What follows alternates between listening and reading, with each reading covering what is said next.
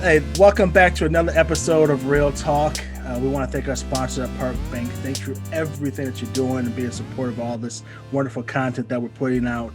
If you want more of this content, go to our YouTube page or go wherever you get your podcast. And we've had a lot of wonderful interviews, so get more of our content there. So today I have a friend. I'm trying to feel like how to explain. Like I used to call her Miss Milwaukee, right? But I can't call her Miss Milwaukee anymore because she's not. She's left Milwaukee and kind of came into Madison. She's kind of snuck in quietly into Madison, right? So I can't call her Miss Milwaukee, but she's really well known in Milwaukee. She's done a lot of wonderful stuff in Milwaukee, fought a lot of battles in Milwaukee, and she brought her talents to Madison and Iowa. I don't want to just in Iowa. I'm nervous about this interview too because she's a truth teller. So let's see. How real are we getting, Henry? Right. So Griselda, how are you, friend? I'm good. How are you? Thank you for having me and making the time and the space for us to reconnect. Yes. You are right. I snuck in, incognito a little bit. You did kind of snuck in like, oh, I'm coming to Madison. What? Like, wait a minute, you're coming to Madison. So, okay. So for you don't know her, Griselda used to run Hispanic Professionals. Hispanic Professionals of Greater Milwaukee, better known as HPGM, right? Yes. And awesome organization. Actually, one of the best events I've ever gone to, fundraising event, was what you guys call it your gala? Is that what it was? Yeah, our annual gala, yeah. And it was shifted, right? that was, I don't know, long time ago. And it was one of the best events. It was unbelievable how well done it was. It was an awesome event. And I was surprised how much people you had there, how much money you fundraised. It was actually extremely impressive. And then I know you left there and you went to work for Milwaukee. What was the title of Milwaukee Police? I was the executive director of the Milwaukee Fire and Police Commission. Oh, and good Lord. We'll get into that, right? Because that was in 2020 and it was pre-COVID, pre-George Floyd, and then everything kind of hit. So it was a year of growth is what I call it. It was a year of growth, right? I like that. I like that. Always being positive. Year of growth. Absolutely. And then you went to now in your current job at Alliant Energy, and your title is Director of Stakeholder Engagement. Oh, that sounds so impressive. Director of Stakeholder Engagement. Okay. Okay, that sounds impressive. All right, Director of Stakeholders Engagement. Okay, so it does sound powerful, influential. Okay, so let's start in the beginning. Okay, So were you born in Milwaukee? I was born in Milwaukee, but raised in Mexico. My dad is from Mexico, Guadalajara, and my mom is from El Salvador. So even that's a different mix that you don't see every day. And so it's that Central American with Mexico. It's a beautiful combination, I'd like to say. Yeah. And so how long were you? So you were born in Milwaukee and then you grew up in Mexico. How long were you in Mexico? We were in Mexico most of my childhood. We came back to Milwaukee. I was about 11 when I came back. I have one older sister, just one. She's a professor I gotta give her a shout out, right? Because she's a doctor in the family, right? And she's out in Connecticut. But both of us, along with my mom, we grew up in Mexico and came back, and we've kind of been in and out of Milwaukee. I've done a couple stints in other states and abroad, and my sister now lives in Connecticut, but Milwaukee has somehow always brought me back. And if you would have asked me when I was graduating from college if I would be in Milwaukee or Wisconsin, probably I'm not going to give you my age, but in my older years, I would have said no, but here I am, right? Do you have a law degree? I do. I have a master's and a law degree as well. Yes. I thought that because you said the doctor. I'm like, okay, your sister. Like I could see it like sisters. Like, oh, I'm a doctor, and but you're a lawyer. So what can she say, right? No. She's a true doctor, right? We're the right. We're the other doctors that people like or don't like, right? Who really likes lawyers sometimes? Yeah. And okay, so you grew up in Milwaukee. What high school did you go to in Milwaukee? St. John Antietam, an all-girl Catholic school. Oh. Yes. So, and then I went to Marquette for undergrad. Okay. All right. Was that your parents doing, or was that you who kind of went to that route of all girls school? Like, That was my parents doing, of course.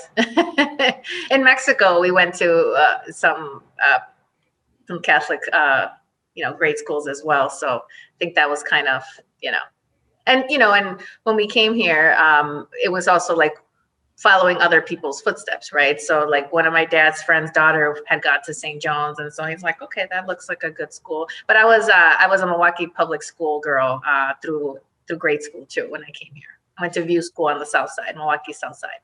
Okay. See, now people from outside of Milwaukee don't understand Milwaukee. Whereas the north side, we're historical Black community, right? Yeah.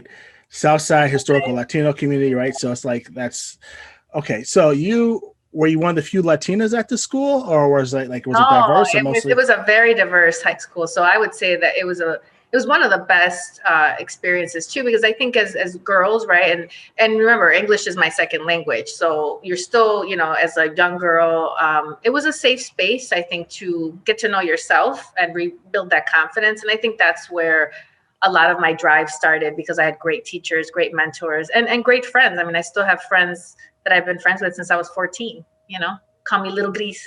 Little Gris. Little Gris.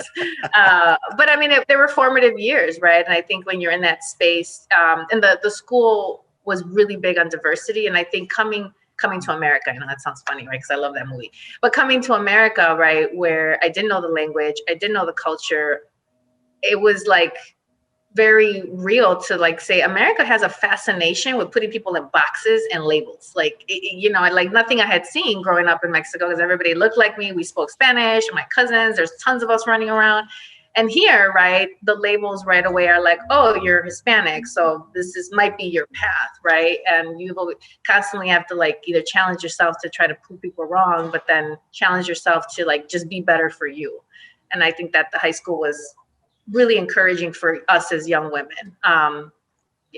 So I have to ask the question. Okay, so you go to college, you go to a school it's all ladies. Yes. Right? And then you go to college where there's no more all ladies. Yes. How was that? Was that a culture shock? Like how was that going to school? Had to be somewhat different, right? Well, not really. I mean, you're funny you asked the question. People assume that when you go to an all boys or all girls schools, like you don't have any other contact with people, but we were partners with Marquette High School. And so every dance, every game, I mean, so there was some level of interaction. And I would say, so Marquette, I went through the Educational Opportunity Program. So EOP, like a trio program. And so it wasn't a shock in the sense of like, you were like with a cohort of students. So you started with the class, because college was also like I'm a first generation college student, right? Like you don't know what you're doing. I had no idea about picking a major and God forbid even graduating college, right? So I think going to Marquette was safe for me because I came from like a smaller high school. So then you go to like a smaller college, right? But no, it wasn't weird to like be around boys. I'm just being around that. You can argue that's a distraction, right? Being around, all of a sudden you're around, boys or whatever who might be abrupt. I was always pretty nerdy. Really? Oh yeah.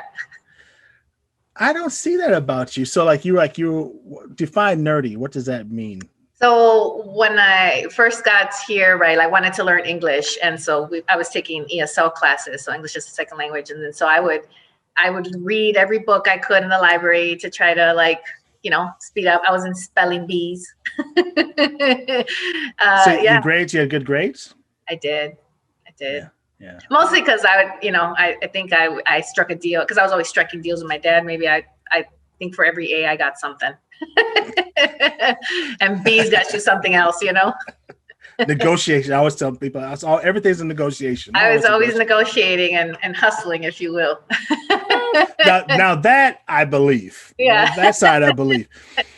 So talk about your dad, your mom. I'm curious, how did you connect to both cultures, right? Like you had two different places, and I know people think, oh, that everything's the same, which is not. So how do you connect to how do you stay in tune with both cultures? So my mom left El Salvador. So if you look at the map, right, it's like Central America is connected to Mexico. And so if you know the history of El Salvador and just the warfare that happens in that country, she left, just obviously because they were bad. And so she, went to Guadalajara, where my dad's from. That's where they met. And I think as a young child, right, I always identified with my Mexican side because I was in Mexico, right? And I think it wasn't until probably more as I started to grow up that we talked a lot more about El Salvador, the history, the food, right? And so you connect through my mom and through my mom's siblings and cousins that I have.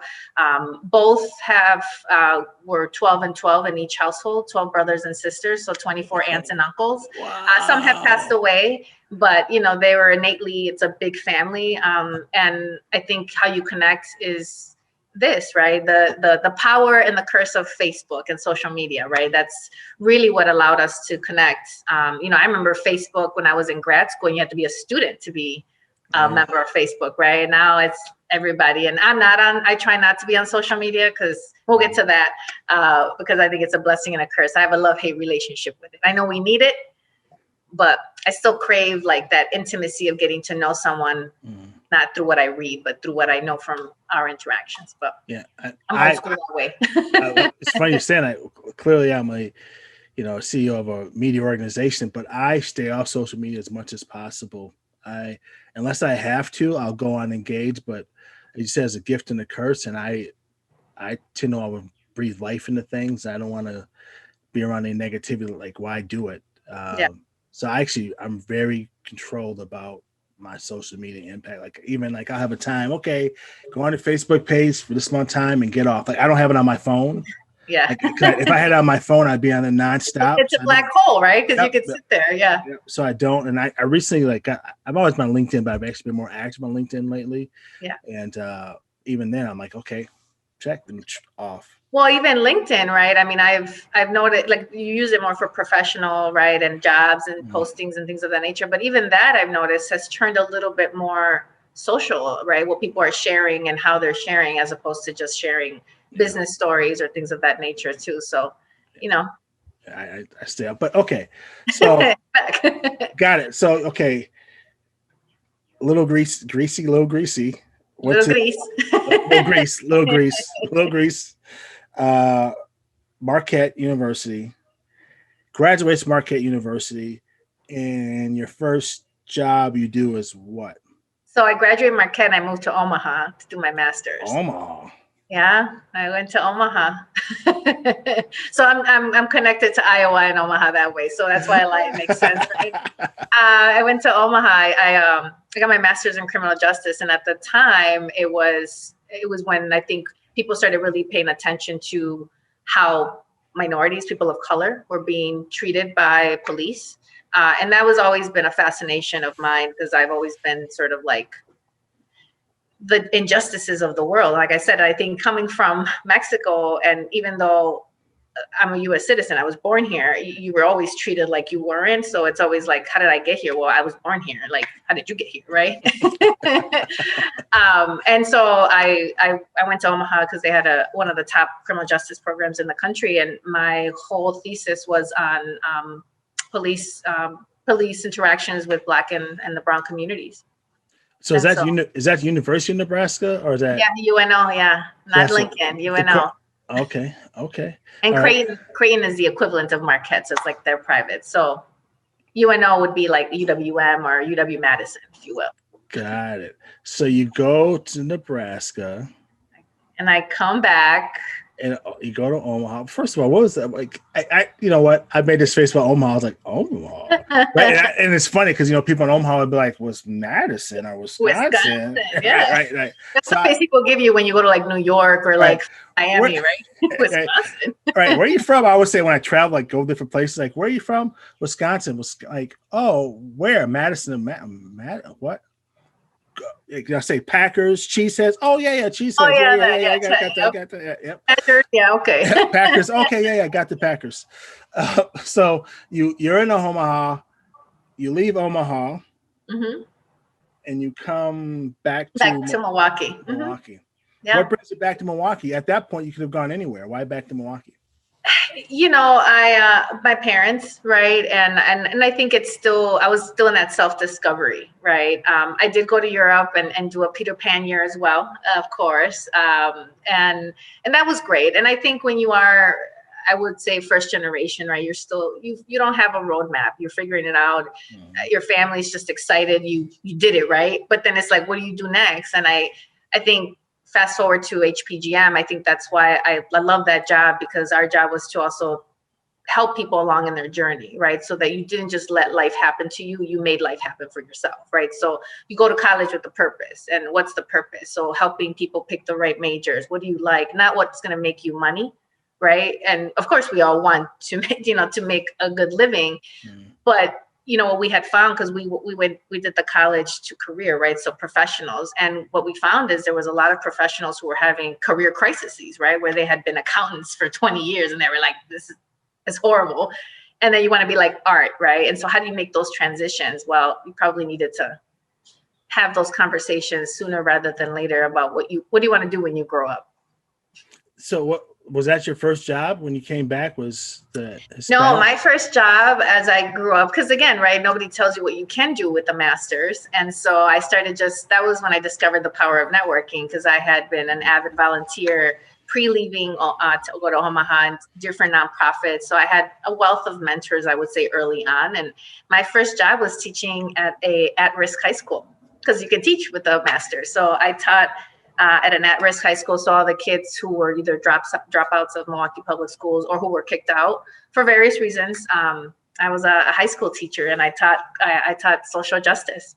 In Milwaukee. In Milwaukee. In a public school? In the north side. Yeah. So I always tell a story that one of my first weeks were like, did you ever see a Dangerous Minds? Yeah. That was me. That was Michelle Pfeiffer. But you built some great connections and some great thick skin, and then you look at the world differently, because people experience the world very different, Yeah. And then I went what hold up, we can't leave that experience. hold up. Like, I know people are like, oh, people of color are the same, and nope, not true. No. And there is a such thing as a black and brown divide, which is real in other places. Yeah. Okay, so you're walking in these halls. I'm assuming mostly black kids. Black and Latino, but predominantly African American. Yep. How did they treat you? Were you treated?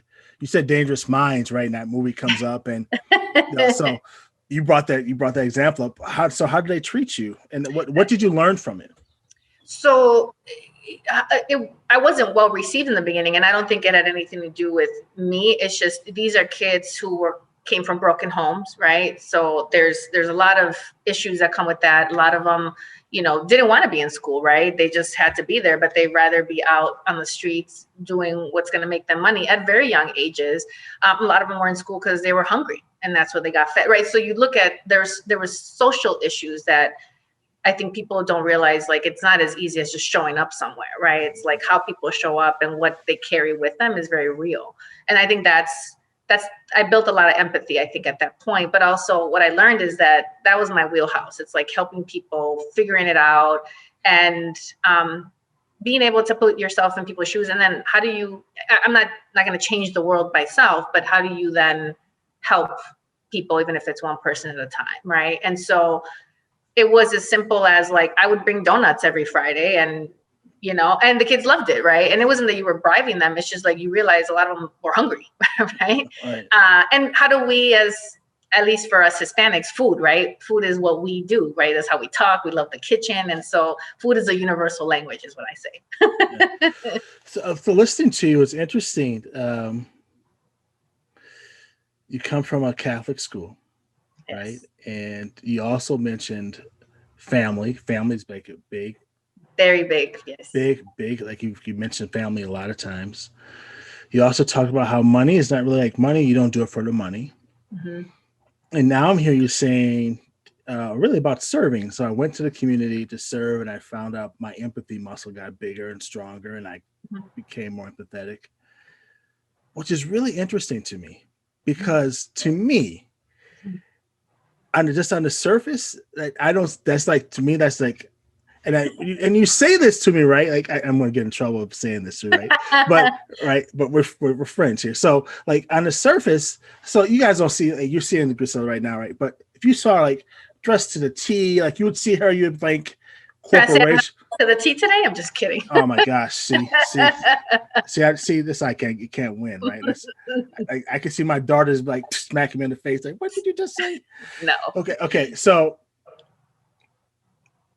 always dress nice. Like you, I would, if I would say you feel like a corporate brand when I would see you, like you feel like very corporate, very put together, whatever. But what I'm hearing from you is no, that's part of me, right? But also, really, Henry, I'm a person who likes to serve. I'm really like the community, right? That's fascinating to me knowing you because like what I know about you is like let's get stuff done. I'm moving like you're running Hispanic professional group, also going to law school at the same time, like you know. So how do you balance all of that? How do you balance the serving side of you that I hear so strongly versus that other side of you, which I also like I see? How do you balance that hustle and that ambition and that drive versus the serving and helping and empathy? How do you bring all that together? I think and I think you've known me for some time. You just got to Yeah. be you and be honest, But I think let's just be honest, right? We're keeping it real talk, right? As women, we have to show up differently than men do, right? For people to listen to you. I mean, that's just the reality. And like I said, I go back to the years of learning the labels and how America views all of us in different buckets, whether you're male or female, whether you're Hispanic, Black, Asian, right? Age, all of that. And I think I was blessed to have different roles at a young age. And so how do you get people to take you seriously? So how you dress mattered. I mean, that it's true. And you had mentors along the way that either helped you or didn't help you. Right. And so I just learned, along the way who I want, like what did I want Greece to be known for. Right. And I'm action results driven. I never like to overpromise and underdeliver. Like that's not me.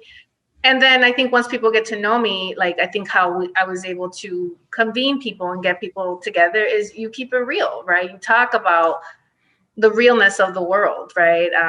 So I would say it's just that, and I love fashion. I mean, that's not going to change. But I mean, the reality is you're a woman. I'm a woman of color. And when I walk in the door, people look at me differently than they would my counterpart. Facts. And that's facts, right? That's the truth. That's the facts. That's the real talk. And it's interesting because talking about dressing that because like so people know me, like I've had different parts of my life, right? So people know for different parts. But I like in my closet right now, I have all my suits are tailor-made suits. I bet I have 20 different pairs of shoes, all that stuff. And I remember when I left the Obama administration, when I left, I said to myself, I no longer want to be that guy. Like I remember thinking to myself, like, so hence me wearing this stuff, wearing my hats now. I'm like, no, you know what? I no longer want to be that dude who just has to wear the suits all the time, whatever. No. And it was the same thing what you said, though. I recognize when I walked into our organization in any business, white people had to see me. Like, I'm just being real, right? Like I recognized that a white person would see me and there was a image I had to have. So I had to have the suit on, had all that stuff. And I remember leaving SBA saying, I don't want to do that anymore. Like I'm done with it, right? So because it's like extra burden. So like hearing you say as a woman, there's an extra burden of saying, okay, now first of all, I just say this right. My mom's a diva. So my mom's a diva. And I don't know what the word is for a diva for a man, but whatever it is, my dad is that. Okay. So I come from, we love fashion, right? So part of it is we just love it. Yeah. It's a form of expression. That. Yes. Right? So I have to say that. But also part of it is I'm tired of this. Like it's some extra burden for me I have to put on this for you Mhm. when it like, so there's a burden here, and you say that. How do you deal with that burden as being a woman who's clearly a successful woman? And from what I know about you, you said convene. You bring people. You have a lot of respect from people from a lot of different backgrounds. How do you balance that of being a woman who's a professional, who's dealing with the community, also getting stuff done?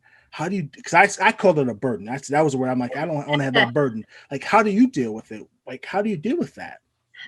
I think it's just having good, solid people in my life, right? I mean, people know me as a creature of habit, right? Like I've had some of the same friends for 20 plus years. My mom and my sister and my dad are like my best friends, my sounding boards, right? So they keep you grounded too, right? And I think being able to be vulnerable is also equally as important. And I think being able to have people see that side of you too, right? Because to your point, you may look at a person and say, oh, I only know Grease to be like, like this, right? And you never want to, at least for me, I never wanted to be unapproachable, right? And I think every job that I've had has been like a buildup, and I love that.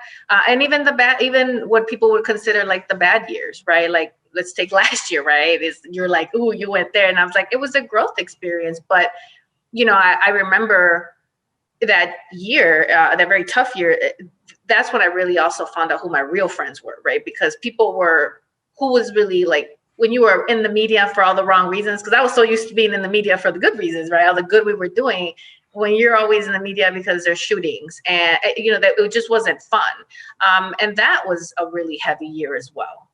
But that's where I found out who my true friends were, and people that really cared about me as a person versus me, the professional, or what they had known. It's funny you're saying this. Like I don't want to say I Oh, told we you so. segue. Yeah, right. We're going back and forth a lot of things, but I want. So you remember when you told me you were leaving, and I was like, "You're doing what to take that job?" I'm like, "That's a very political job. Why would you do that?" And you were basically like, "Back off of me, fam. I got it." Like, I'm I like, got "Okay, this. I got this." I'm like, "Okay." Like, all Well, right. and it was a very political year, a political position, and but I also feel like that also was what made me feel like I made a difference, because I wasn't a politician myself. I didn't have any allegiance. I didn't come to the role with an allegiance to anyone on the Common Council, not even with the mayor.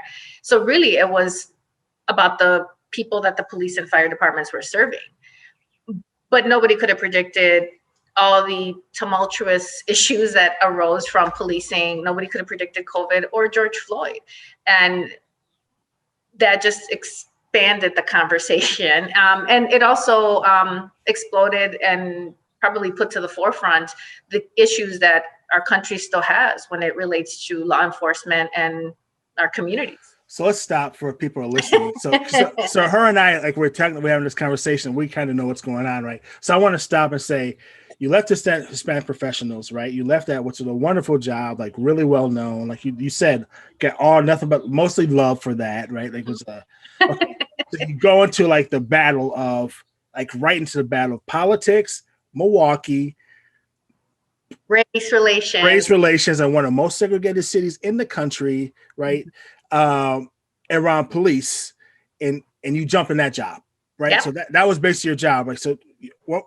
Explain to your people your job and your role of their job, so you can understand that first. As the executive director of the Fire and Police Commission. Yes. And being a woman, let's not forget that, because when you look at law enforcement and the fire departments, traditionally men, right?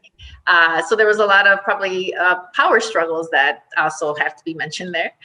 So our job, and again, I don't think most people understood the job either. So the executive director is not a voting member of the commission. So there by statute, there could be 9 commissioners appointed by the mayor, approved by the Common Council, and these 9 individuals decide who the fire and police chief is, right? They decide promotions, demotions, discipline. So they have that power. My job was to run the operations of help run the operations of both departments. So my my department ran all the police and fire classes, the recruitment.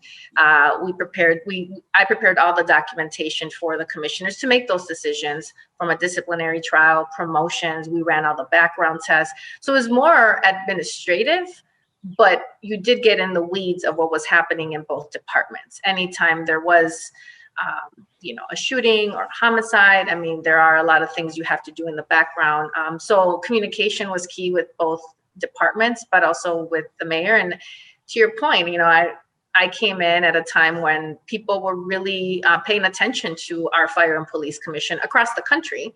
And then you add in different layers of drama, politics.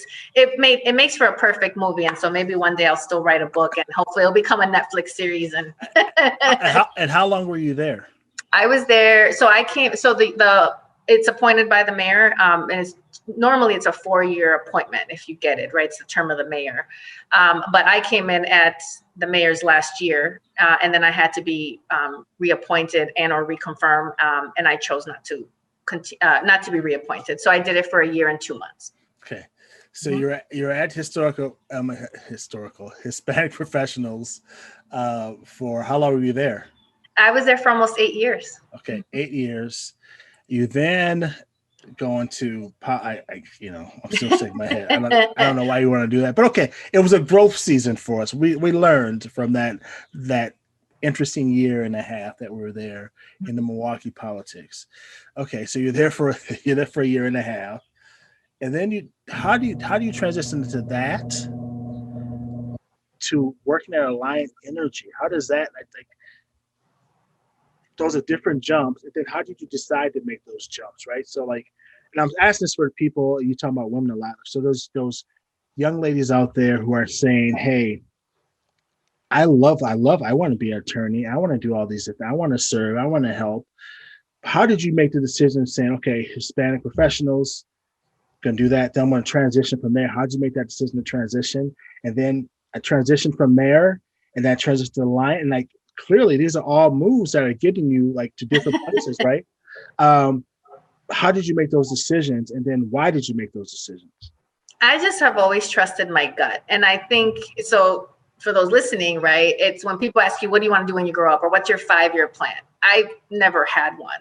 And I think, sometimes we get so fixated on this is what I need to do to get to this, to get to that. And for me, I mean, if you looked at my resume or the different jobs I've had, I mean, there were jobs I didn't get and got turned down for because people thought I was a jumper, a job jumper, or I just didn't know what I was doing. Because you go from teaching at a high school, right? I was a journalist at one point because I have a minor in journalism, right? And then at some point I started transitioning into nonprofit just by chance, by meeting the CEO of UMOS, United Migrant Opportunity Services.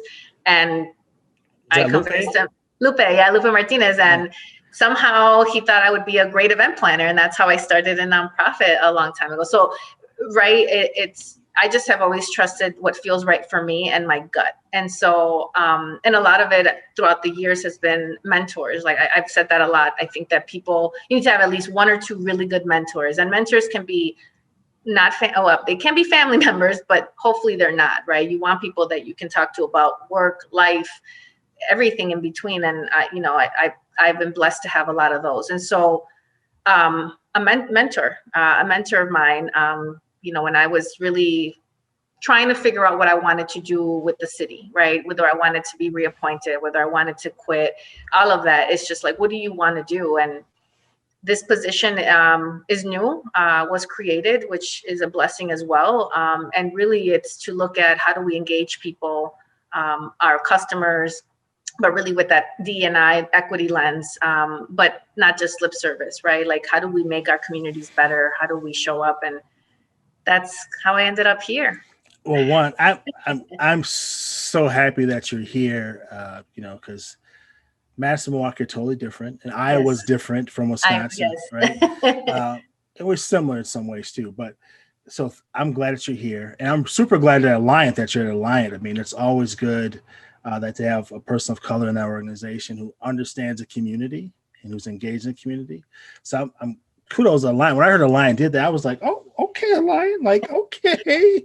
Alliant is doing a lot of great work in that space, which I think I have to work for an organization that I believe in too personally, right? And I think that we touched on that in the beginning, right? It's not just about the title or the money. It's really how do you serve and show up every day and do it with a good conscience, if you will.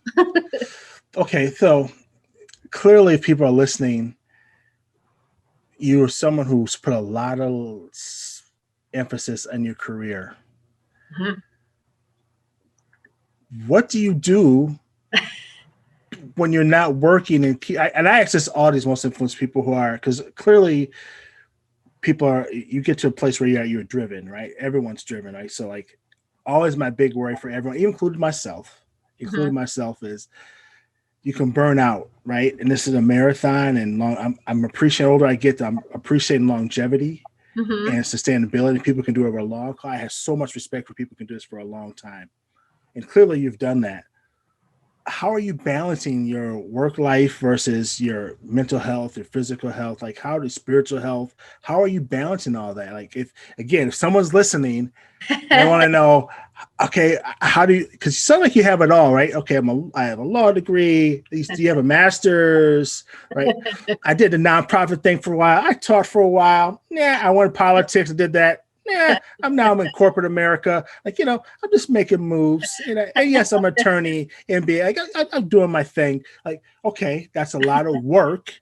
So how are you balancing all that? Like, how do you do the other stuff to balance or without burning out? Yeah. So I really am and always have been really big about self-care. So I run, I do yoga. What people think it's cheesy, it's true. I run, I do my yoga, and then I travel.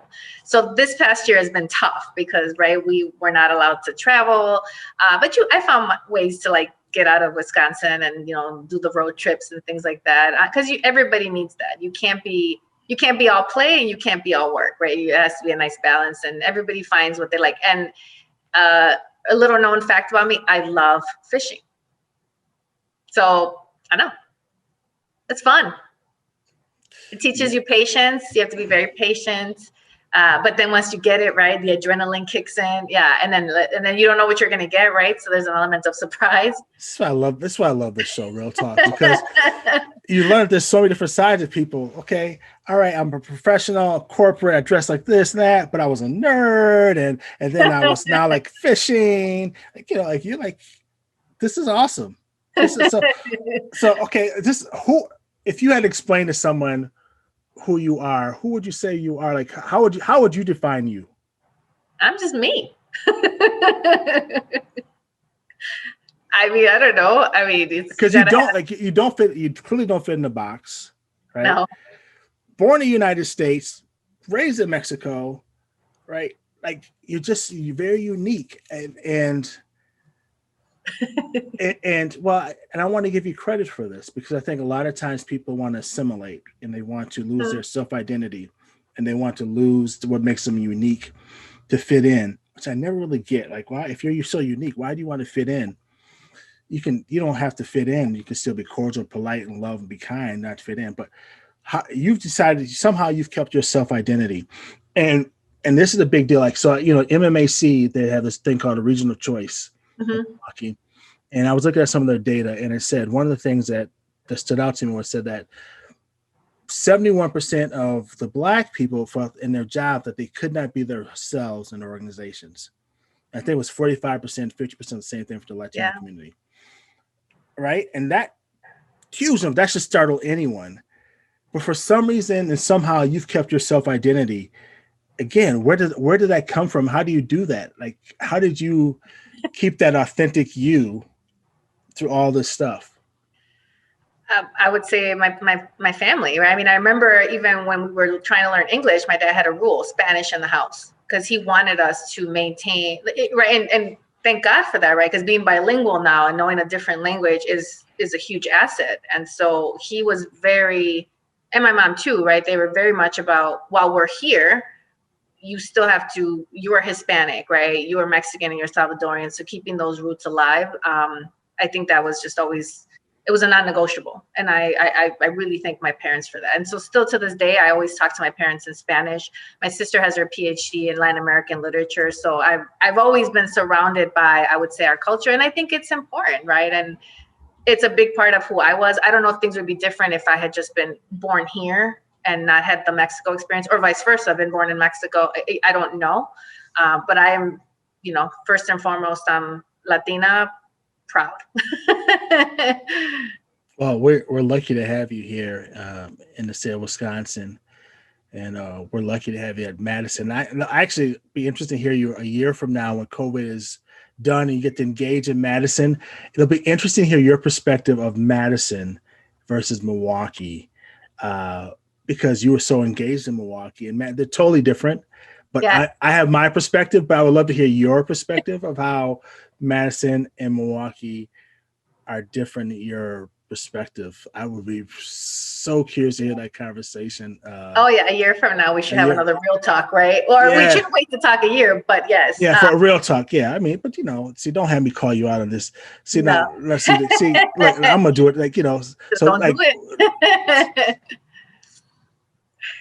But I will say this: there's always a running joke in Milwaukee called Small Walkie, right? Because everybody knows everybody. Oh no, I've only been here a couple months and I already see that it's Small Madison, because I feel like everybody knows everybody too. So it'll be interesting to see when things open up what my outlook looks like. Everyone knows everyone. So Griselda's like, she's out here meeting everyone, talking to everyone, but the person. Who am I? Like, you're Henry. Stop it. Yeah, I get it. I'm just Henry. I get it. All right. So I asked everyone this question. And I learned so much about you, so thank you for this. I've actually. Of course, thank you. Yeah. Okay. So here's a question I asked everyone. Okay. If you could have one superpower, one, not 20, like, because clearly you have a lot of superpowers already, doing all things to accomplish. But if you have one superpower, what would it be? Teleporting. I would love to just be able to snap my fingers and be somewhere else in a beach, right? Because I love traveling. And then, cut the travel time, right? I have to be in the office of our meeting. Bam, I'm here. Or I don't want to be here. Bye. Which totally fits. I mean, I can see that. I could get into that. Yeah, bye. Which is why COVID has been, a blessing and a curse for a lot of us, right? But I've been a lot more, I feel like you've adjusted to the work, right? Because you're cutting down on the drive time and all of that stuff. So it's the ability to get a lot of stuff done. But I've missed traveling and seeing friends like you. Yeah. So thank you for the space and inviting me.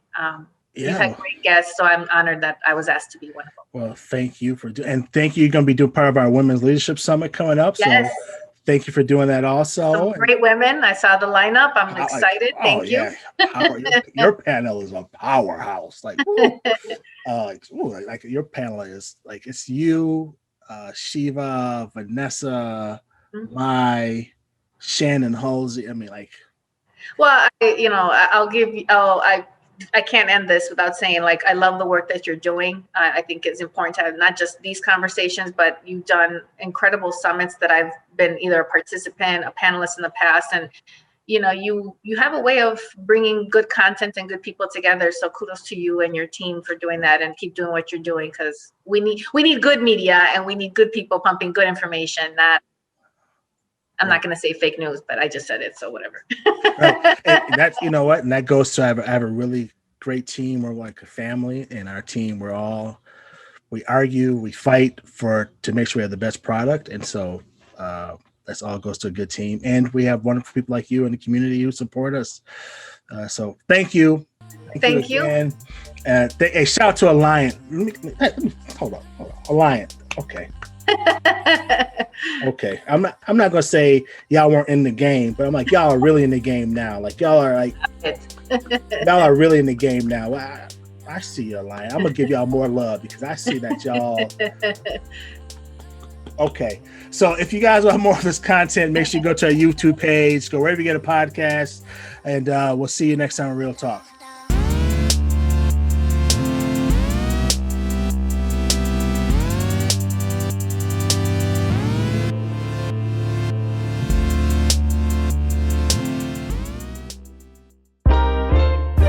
This is 365 Media.